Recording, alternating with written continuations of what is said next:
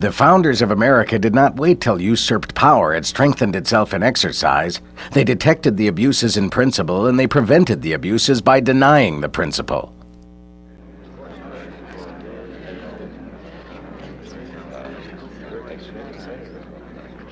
The purpose of the Constitution, then, is to create a government to safeguard these God-given rights.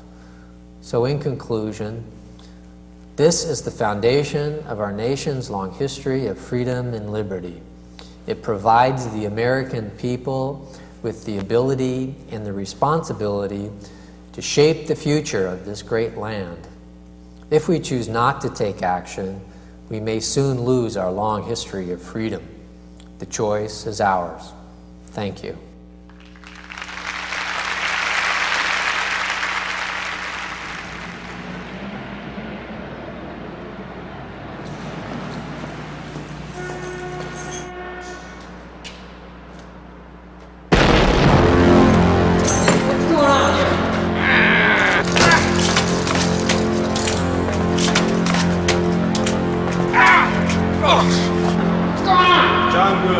By order of the prosecutor, you are hereby detained for offenses against the international community. When you look at the International Criminal Court, the ICC, I can see just an incredible amount of abuse to use that particular tribunal as a political foil. The people here who prattle about the rule of law are in the very process of destroying the rule of law and of applying a new standard, which means really rule by the mob. It would seem that we are then setting up the UN as a world government with direct authority over individuals. Let's face it, the idea of the court is the idea of establishing a tool of political control over not only people's actions but also people's minds.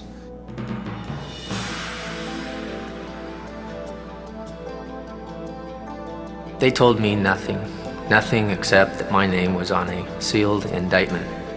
They flew me out of the country and over to Holland, I think. I was thrown into jail and never given a chance before the trial to meet with an attorney. The ordeal of John Wills is fiction, for now. However, every outrage depicted in our dramatization has been committed by United Nations authorities in the name of international law. In fact, they are standard procedure at UN war crimes tribunals in The Hague and in Africa.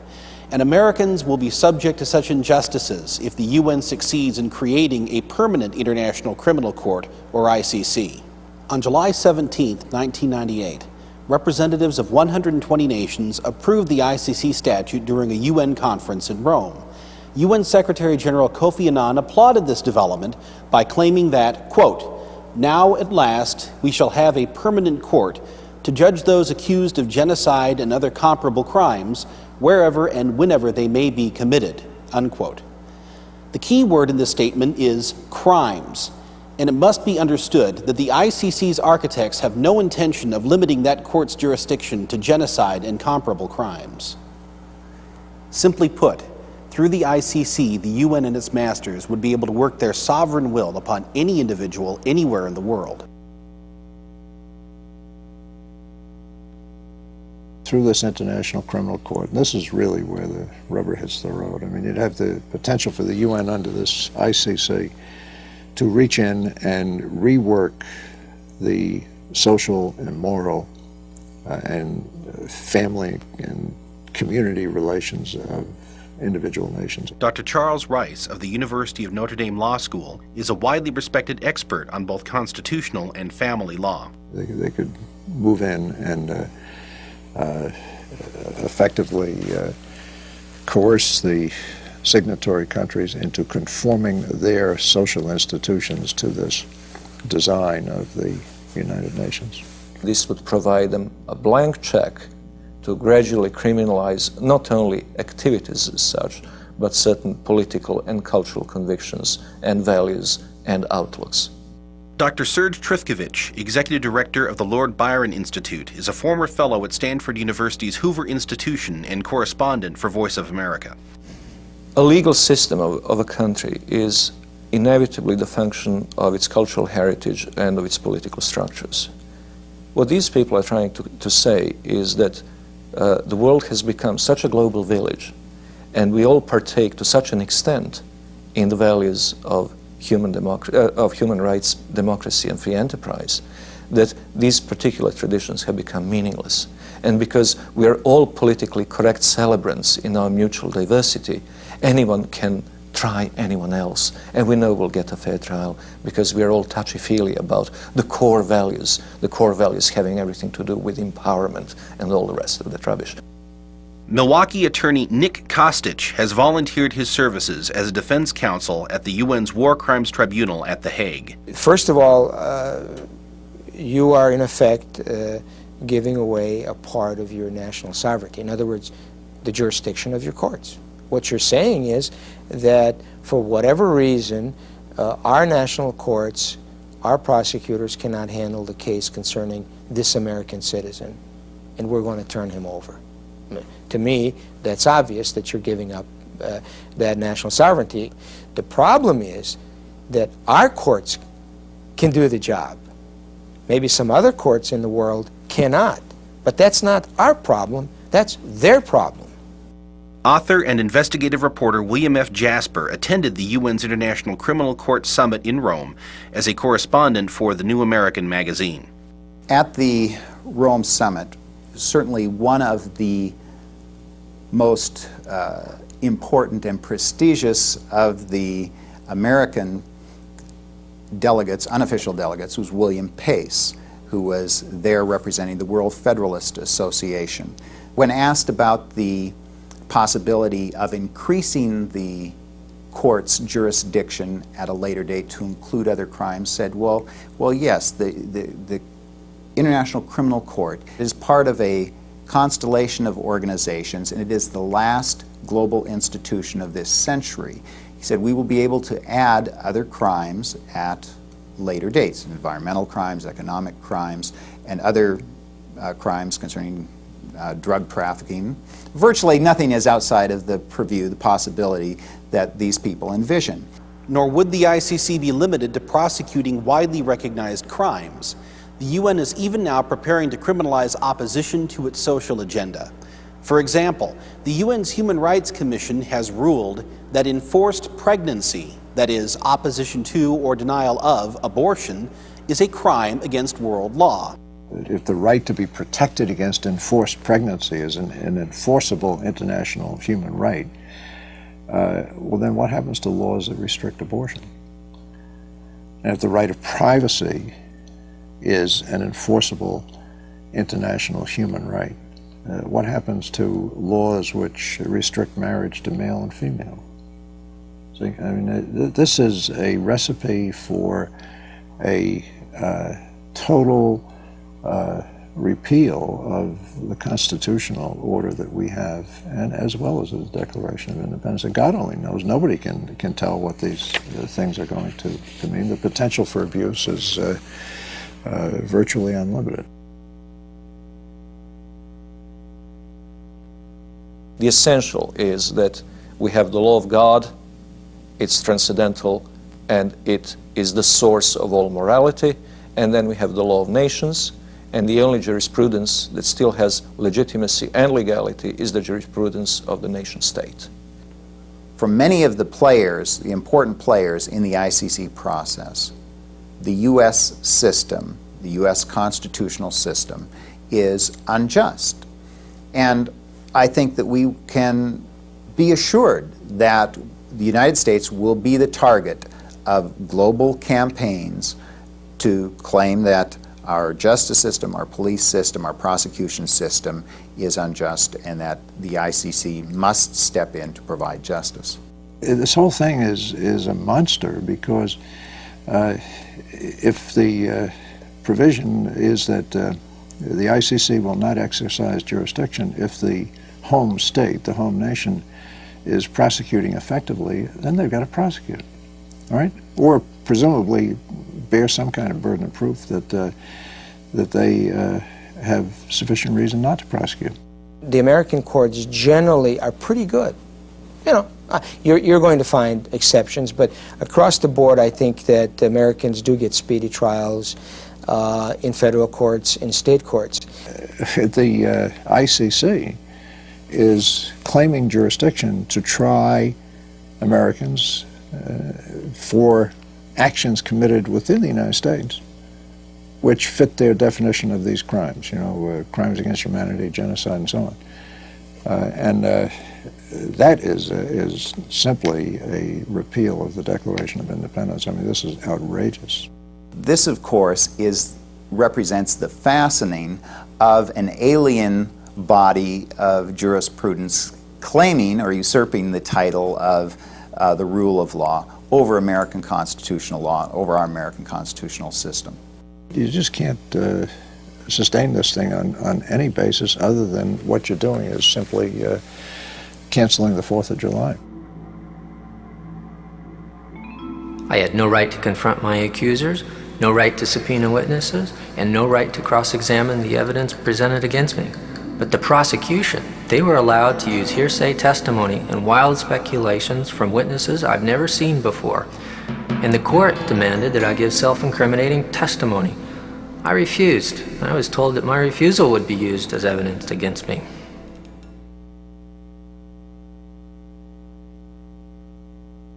If you compare the American Bill of Rights, which is really what we're talking about, where we're talking about U.S. citizens potentially being under the jurisdiction of this international tribunal, no, they would not enjoy anything close to what we enjoy here in the United States. Very quickly, they would not have a right to have a jury trial.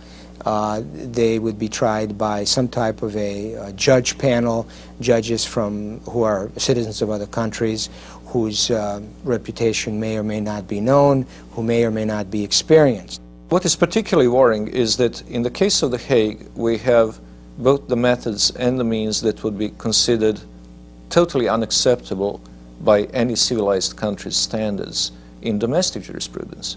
It would be unimaginable, for instance, in Britain or the United States or France today, to have a secret list of indictees and to have people literally kidnapped at gunpoint and some of them killed in the process because an attempt is made to arrest them even without the warrant being made public. And it's not unusual for people to sit a year, 2 years, 3 years before they're brought before the court. Unfortunately, all of the problems and the travesties that we saw associated, and we continue to see associated with the Yugoslav War Tribunal, are going to be replicated in the International Criminal Court. Certainly the American public, if at some point the ICC becomes a topic of conversation at town hall meetings and or some congressional meetings and conferences, I think when they hear about the lack of a speedy trial and the fact that you can misuse bail and investigative reasons for detaining people, I don't think that the people are going to be happy to be a part of a system of that nature. Indicted Americans would either be tried by U.S. courts acting under UN orders or surrender to be tried before the ICC. Why isn't that just like extradition? Well, you're not extraditing the person to that foreign country. What you're doing is turning him over to a UN tribunal for that trial. And then the issue that I think has to be considered is what are you turning him over to? And you're turning him over to a tribunal where he does not have the procedural protections of the Bill of Rights and where he is going into a tribunal which is its own prosecutor, court, jury, and appeal body. I mean, it's a procedure that is wholly foreign to the American judicial system. According to the ABA's top leadership, as represented by Jerome Shestack, the Bill of Rights can go out the window. Far from promoting the ideals of justice as demonstrated in the American system, our constitutional system, the whole process in Rome at the ICC conference was stridently anti-American, blatantly anti-American. There were demonstrations daily outside, staged demonstrations outside the conference center by the Transnational Radical Party and other non-governmental organizations, NGOs, that were there in plentiful number. Who are going to be the judges, and under what criteria are they going to operate? The whole concept of law is that law in our system is that law is supposed to be a rule of reason which in a sense controls the state, and the state should operate under law. I mean, there's simply no reasonable expectation that that will be the case under this operation. I sat in the media center, or in the galleries, or out in the audience of the Committee of the Whole, and whenever a country like Canada or Norway or one of the third world countries would attack the United States, the NGOs would go wild with glee, and much of the media as well, including much of the American media. Whenever a stridently anti-American statement was made, or when a U.S. position was denounced or opposed, you'd see these folks going, "Yes, yes, take that, United States, take that, America." You've got judges who come from the African area, who know a little bit about common law, but then they've also have layers of law that may be tribal law, customary law in their countries. You have judges from the Muslim countries, and they of course apply or think about what the Quran says in some of those laws, and then not to mention Red China, which is a huge population. They've got a judge, and that judge of course has layers of socialist, communist law, not to mention other layers that are underpinning that, and so on and so forth. And I think that's a problem. And the reason it's a problem, I think, is that Americans, who might end up being subjects of some kind of a prosecution, have an idea of fairness. The American idea of fairness, which by the way I agree with because I've practiced here for 28 years, is the fact that you have rules that are specified in our laws. You have state statutes, you have federal statutes. They're published, they're written, they're available for the public. We have education on what's right and what's wrong in schools, universities. And you are asking to be notified what law are you violating. And the problem is we're finding that at the ICTY, as well as I think if the ICC comes into creation, we're going to find people saying, well, I never thought that this was a violation of the law. Clearly the target of most of the advocates and activists there was the United States. It seems the United States is the most vicious perpetrator of all of these crimes that they believe should be adjudicated by this new world body. During the trial, I was surrounded by heavily armed guards and kept in an isolation booth for, quote, security reasons. The chief prosecutor was from China, the presiding judge from Cuba, and my court-appointed attorney was from Bulgaria. They all made it pretty clear from the beginning that the trial was just a formality and I was already presumed guilty. The ICC's architects and some of its most ardent supporters include officials from some of the world's most notorious despotisms, such as communist Cuba. I find it rather amusing that in The Hague, for instance, you have judges from, say, Nigeria, where they hang poets who are to the dislike of the military government, from Pakistan, and from China, where we had the experience of Tiananmen, and so on and so on.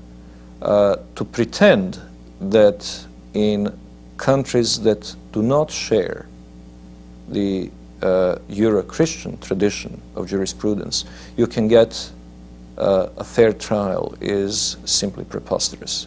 We are used to seeing some of the worst tyrants and the worst dictators and totalitarians and communist perpetrators of atrocities throughout the world pontificating about human rights and justice and peace and whatnot. In spite of all of the pious pronouncements and platitudes about ending war crimes and crimes against humanity and ending the impunity of tyrants, it is very clear that the end game and the agenda of those who are pushing this is the establishment of a global judiciary with global power that will be unrestrained by the nation state. These sort of international elites, international civil servants, have these ideas and these thoughts that are very grandiose. I think many of them want to do social engineering.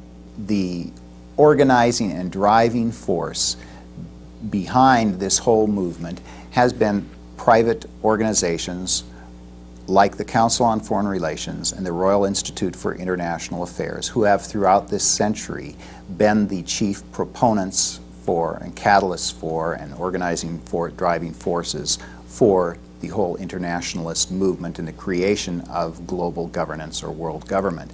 And the proposed criminal court would only be a form of totalitarianism, or rather a tool of that totalitarianism that will have a velvet glove instead of a steel one.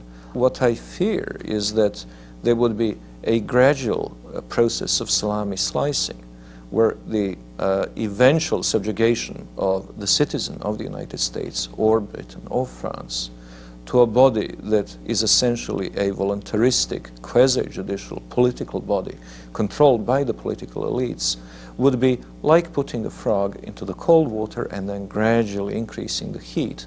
If you put it into the boiling water, it will jump out right away. If we look at Rwanda and Bosnia, and now in Kosovo and Sierra Leone, the horrendous human rights violations that are taking place, it is not difficult to imagine that a heightened sense of urgency could be contrived by repetitive showing of these terrible atrocities by sympathetic United States media to stampede the Congress, and particularly the Senate, into believing that there is a global moral imperative that unless we stand with those proposing the International Criminal Court, that we are standing with the tyrants and by the genocide perpetrators. The history of previous UN treaties in the Senate and the way in which they have been very abruptly resurrected, the Genocide Treaty, the Convention on the Rights of the Child, other United Nations conventions on civil and political rights and women's rights, the Law of the Sea Treaty, all of these have been declared dead at various times and then resurrected. The advocates of a criminal court have made it very plain that they see this as a long-term battle. It may take them several years, it may take them a decade, but they've made it very plain that they intend to see the United States eventually sign on to it. My trial was made available to the media around the world as a way to intimidate those who might oppose the United Nations agenda. I realize now the whole exercise had nothing to do with justice, but everything to do with power. The only purpose to be served by American approval of the ICC treaty would be to make Americans subject to that court's jurisdiction. America is the target of the ICC, and you are the bullseye. The preservation of our individual liberties and of our system of law requires, at the very least, that the Senate reject the ICC treaty entirely and in perpetuity. However, the only lasting solution will be to get the United States out of the United Nations and to banish the UN from our shores. For more information on the ICC or to find out how you can help stop the ICC, call the John Birch Society at 1-800-JBS-USA1 today.